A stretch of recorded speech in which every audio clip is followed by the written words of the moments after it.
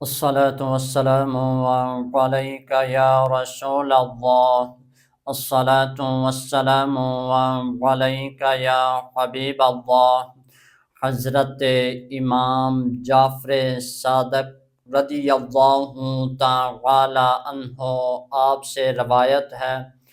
آپ فرماتے ہیں جو شخص شعبان المعظم کے ہر دن میں نبی اکرم رحمت للعالمین صلی اللہ علیہ وآلہ وسلم پر 700 مرتبہ درود شریف پڑھے، اس شخص کے لیے اللہ تعالی ایک فرشتے کو مقرر کر دیتا ہے، ایک فرشتے کی ڈیوٹی لگا دیتا ہے جو اس درود شریف کو امام الانبیاء رحمت للعالمین صلی اللہ علیہ وآلہ وسلم کی پاک بارگاہ اقدس میں پیش کرتا ہے.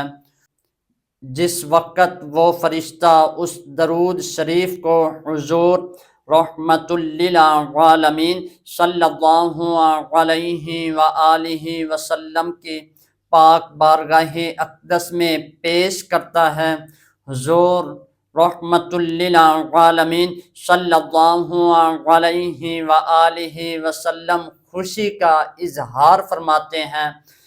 پھر اس فرشتے کو حکم ہوتا ہے کہ قیامت تک اس شخص کے لیے استغفار کرتا رہے. وہ فرشتہ قیامت تک اس شخص کے لیے استغفار کرتا رہے گا.